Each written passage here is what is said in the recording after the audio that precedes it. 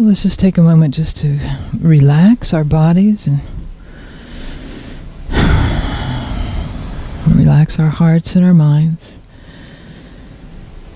and come into this silence, this deep silence that's within us, touching that place that is all peace, that stillness that is unruffled, undaunted, that wisdom within us that knows all the answers, that love within us that loves beyond all boundaries. It is who we are. And so now we release any fears or doubts about that truth, any insecurities about ourselves. And we stand firmly in the truth, in the power, in the strength that there is only one power and presence, and that we are what God is. So knowing this truth, we speak our word, a word of power. We feel that word, we feel that truth. We think that word, we think that truth into manifestation. We know that our thoughts, our feelings, our words don't return to us void. So as we call to our minds and our hearts those loved ones that are going through so-called difficulties, those issues in our own lives that we're dealing with, whether it's a financial thing or a health thing or a relationship thing, we speak a word of truth into this circle of prayer. We fill our minds with this word of truth. We fill our hearts with this word of truth. We say to any chaos, we say peace. To any hatred or anger, we say love. To any worry or doubt, we say, be still and know that I am God.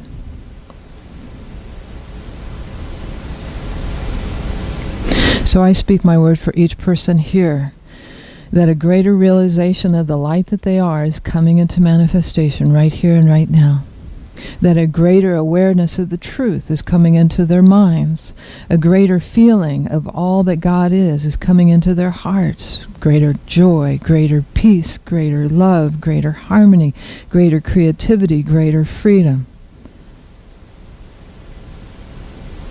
I speak my word for everyone here as we join together in a spiritual community, that we realize the power flowing through us is not our egos, is not our personality, it's not our own effort, but it is the power of God flowing through us and out into our community.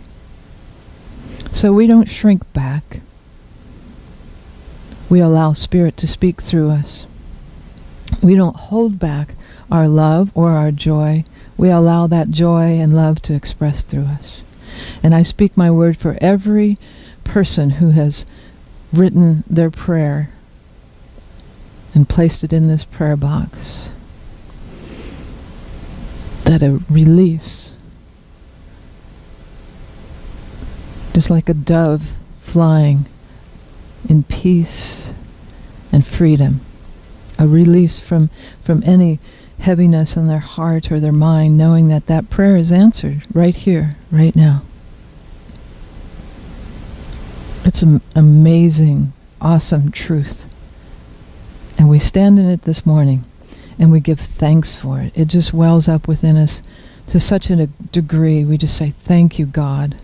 Thank you, God. Thank you, life. Thank you, Spirit. And together we say, so it is. Amen.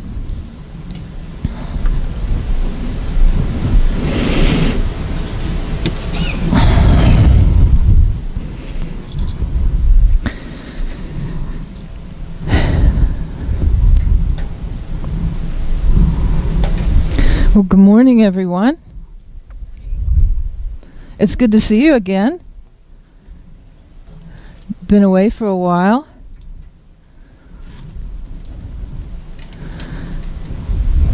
miss me? I missed you. I love the look that you all have on your faces. It's a look of anticipation. Like, what's she going to say this morning? I wonder that myself sometimes. But it's a look of eagerness. It's a look of openness. That says, I'm ready. I'm ready to have something that can help me through my life this week. I'm ready to hear something, to receive something that's going to lift me up to a higher place, that's going to open my heart and my mind so that I can live a happier, healthier, more elevated life even, a more enlightened life maybe. Believe me, as a speaker, I've stood before audiences in which there have been people that, maybe not a whole lot, but one or two people that are just, you can just feel it. They're closed up like a bank vault. Closed hearts, closed minds. Sometimes even their body language is just like looking at me like, what could you possibly have to say?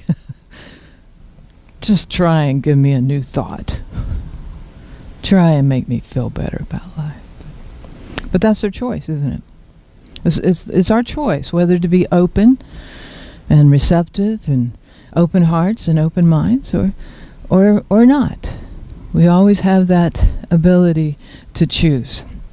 And I choose joy this morning. Anybody here choose joy? Choose joy and happiness? Yes.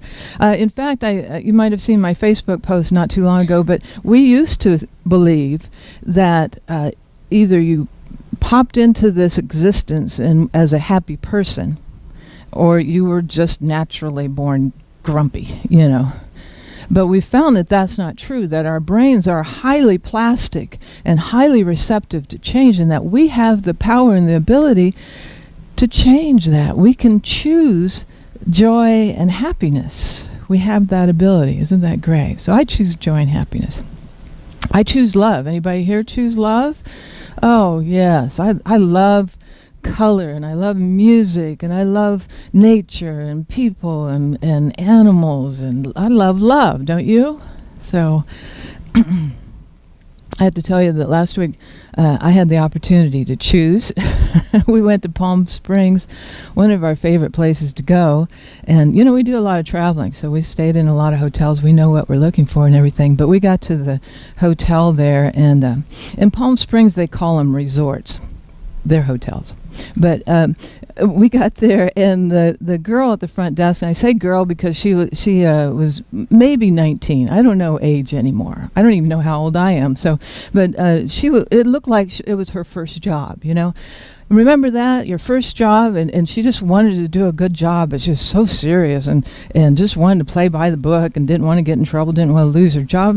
And so she hadn't actually developed the persona that you would have in the hospitality industry. You know what I'm talking about, John? Not real friendly, I'm just saying that. But so, you're at that place where you're just kind of wanting to do a good job, and we get there, and she's got us in a room by the pool. Oh, no, nay, we want a room far away from the pool. So it took her a while to get that, and then, I don't remember everything it was, but she had us in a room overlooking the parking lot. I thought, oh, well, don't you have a room that overlooks the beautiful mountains here in Palm Springs? So this is a long process, and the clincher was that the checkout time was 10 a.m. I don't wake up at 10 o'clock ever, especially not on vacation. But anyway, I could feel myself, and it was an opportunity to choose. I could choose to love and love her to pieces, or I could choose the opposite, right? And as the master teacher Jesus, the way shower, said, if you're angry with your brother or sister, you're setting yourself up for the sternest judgment. Remember, he said, if you say to your brother raka, which is, scholars say it's an Aramaic word that means fool or idiot or clown, whatever it is, if you're thinking that way about your brother, you set yourself up for severe scrutiny, karmic judgment, that's for sure, right?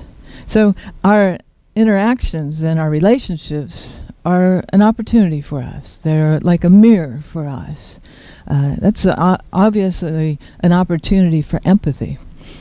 I mean, don't you remember your first job? With, you're about 18 or whatever, or 16 for some of us, and wanting to do a good job and afraid of authority figures, and two women over 29 come walking in and you don't know what to do with that. And so that was an opportunity to look at myself and to look at my essence. Am I operating from the highest and best? But I choose love. I choose peace. Anybody here want to choose peace like you talked about? Oh, tranquility, calmness, restfulness, no interruptions in my energy field, just no obstructive or distractive thoughts or feelings. All of my relationships are peaceful and harmony. I mean, why would you choose anything other than peace, right? Just that feeling of security and serenity. That's bliss, isn't it? I choose bliss. Anybody choose bliss? I choose heaven. That would be heaven, wouldn't it? Just to be at peace like that. I choose heaven. In fact, Ricky Byers-Beckwith has a song that says, I'm choosing heaven today. Are you familiar with that song? I'm choosing heaven today. I'm walking the road of heaven right now, singing, I'm choosing heaven today. In fact, let me see if I can pull that up for you. It's been a while, but maybe it's still in my hands here. I'm choosing heaven today.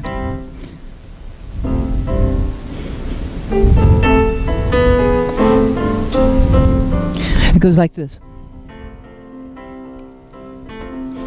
I'm choosing heaven today. I'm choosing heaven today. I am walking the road of heaven right now, singing, I'm choosing heaven today. Isn't that a great little song? You want to sing it with me? I'm choosing heaven today.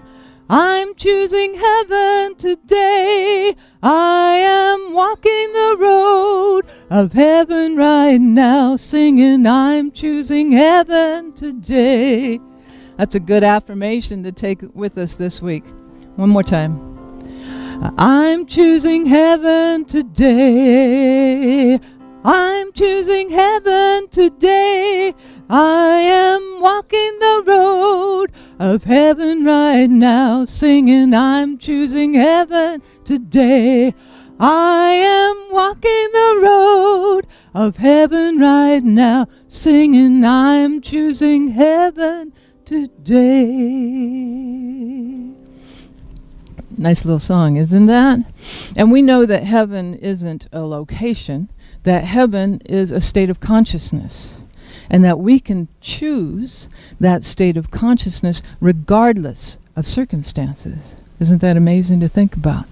That we can live in a heavenly state of mind, or we can choose to live in a hellish state of mind. As the author and theologian Howard Thurman said, "Thou art made for wholeness.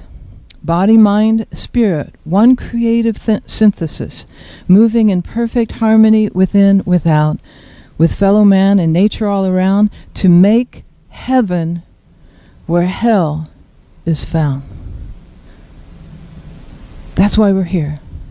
We're here to have a heavenly experience. We're here to create heaven where hell is found. You know, I was thinking when I was playing that song that maybe you know someone, like the person I talked about at the beginning, that's all closed up like a bank vault, closed heart, closed mind. And if you do, I want to encourage you to bring them here.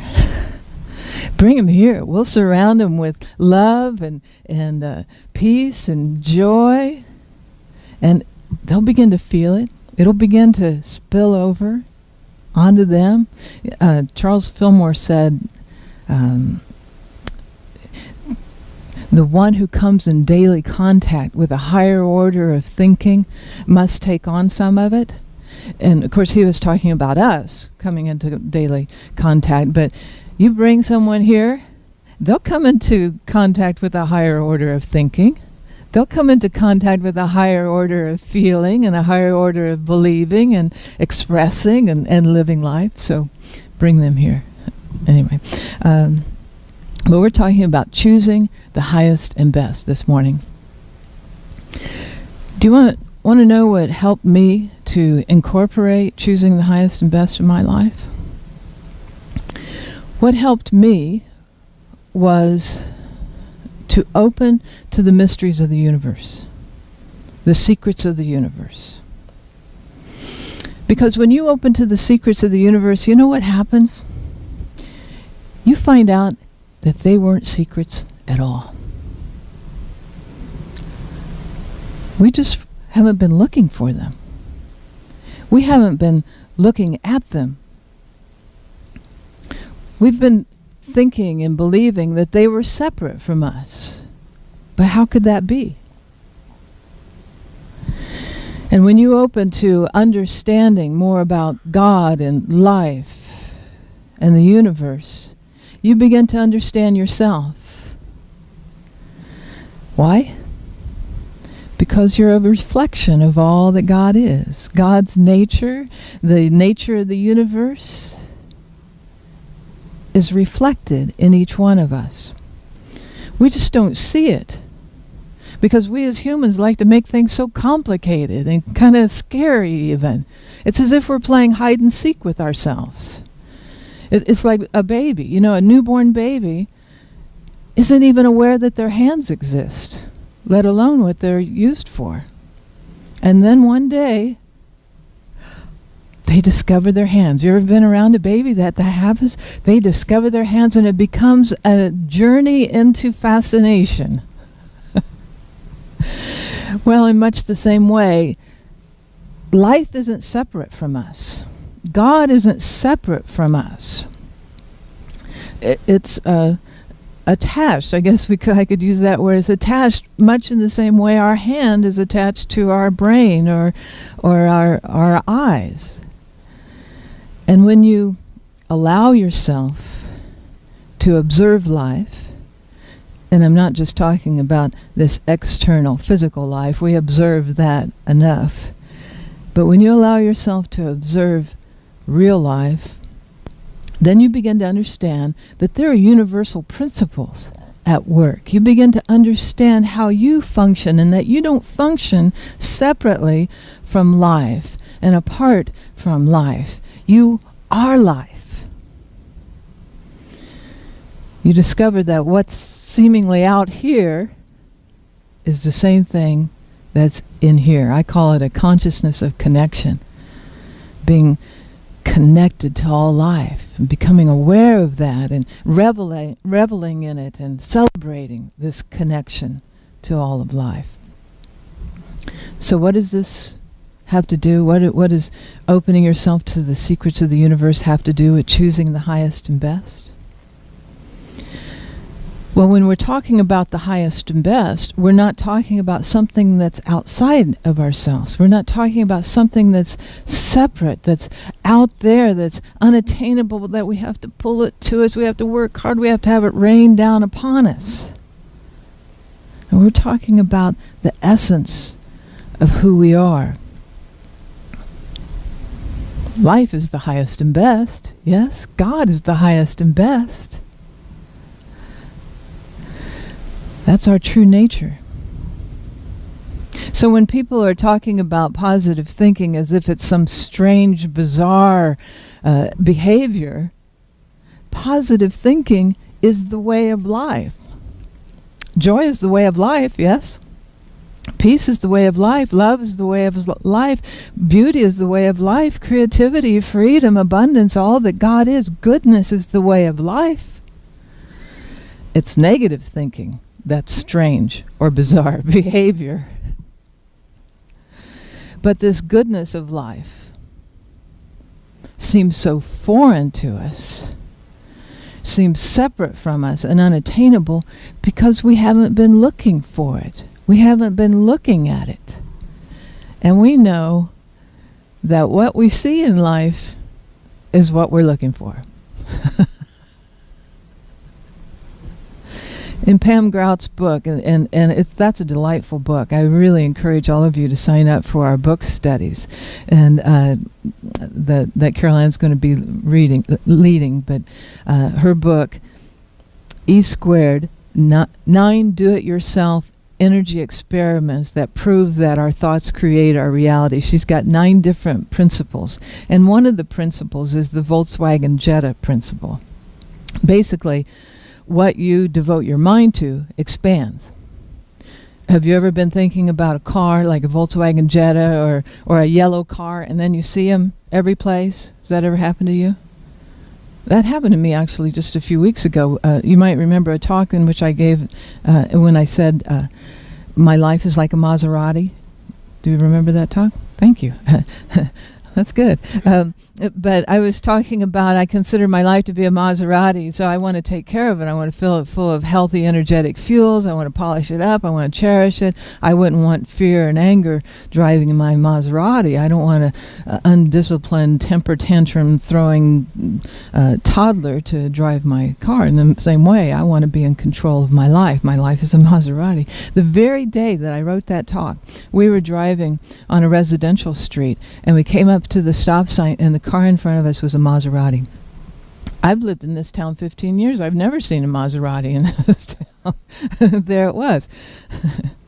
But basically, what you see in your life expands. You see what you're looking for, and we can change what we're looking for. When we change what we're looking for, then we drastically change what shows up in our lives. So what are you looking for? Are you looking for love? Are you looking for joy? Are you looking at peace and harmony? Are you looking for bliss? Are you looking for heaven on earth?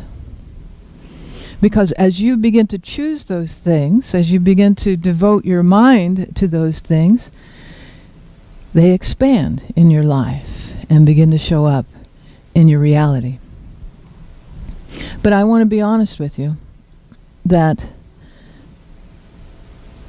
it takes strength to choose the highest and best. It takes courage to choose love, doesn't it? It takes tenacity to choose joy and happiness, because every day there's something less than happiness to be focusing on. So it takes tenacity to choose joy and happiness. It takes stability and firmness to choose peace. But we know that there is a universal principle of strength in which we move and live and have our being, and that we have the ability to embrace all of life, that we have the courage within us to love all that we are, and we have the firm foundation. We have within us the power, most of all, to feel and to allow those feelings to go out from us and from our world, into our world. So I want to encourage you this morning to be strong in your thoughts, to be courageous in your love for yourself and your love for all people, to be tenacious in choosing joy every minute of every day, and to be strong and sturdy and balanced and centered in choosing peace in your heart, in your mind, in your life, and for our world. Can you say yes to that? You ready to do that? May it be so, and so it is. So, Charles Fillmore said that spiritual strength is born in the silence of the soul. And we're going to go into the silence right now. Our affirmation for the month is, God is the strength of my life. Would you like to say that? God is the strength of my life. So as we go into this silence, you want to take that affirmation with you and just allow yourself to silently and gently affirm that God is the strength of my life.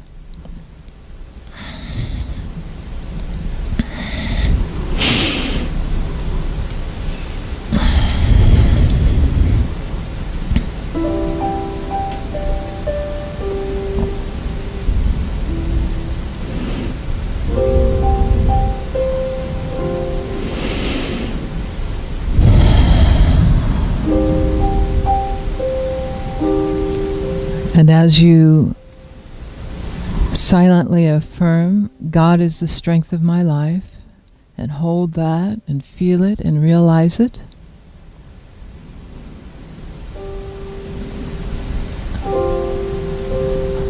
allow that affirmation not only to be held in your mind, but let it sweep through your entire body, and particularly down into your back.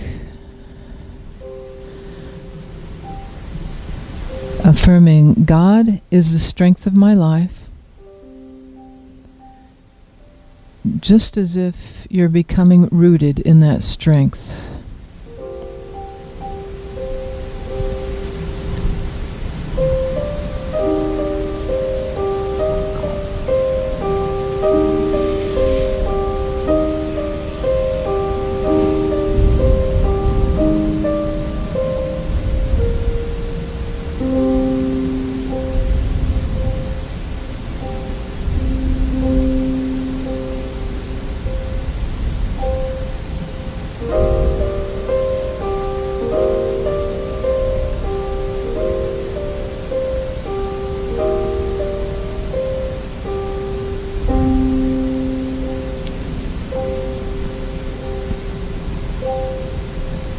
And consider that there is a great principle of strength in which we live and move and have our being.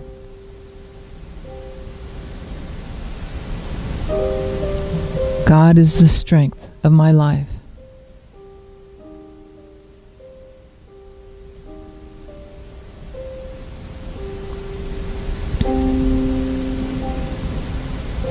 Allow that consciousness of strength to go down into your back, into the small of your back, just as if you were thinking right there.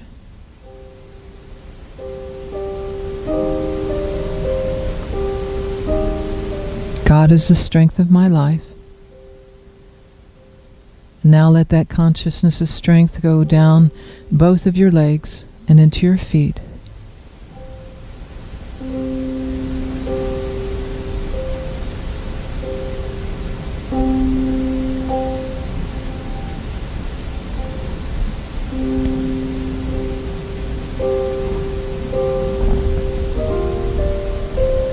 Grounding you.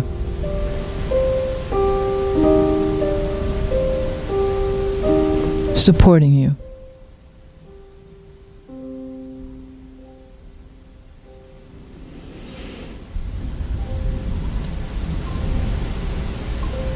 And when you're ready, you can come back to the room. Begin to open your eyes.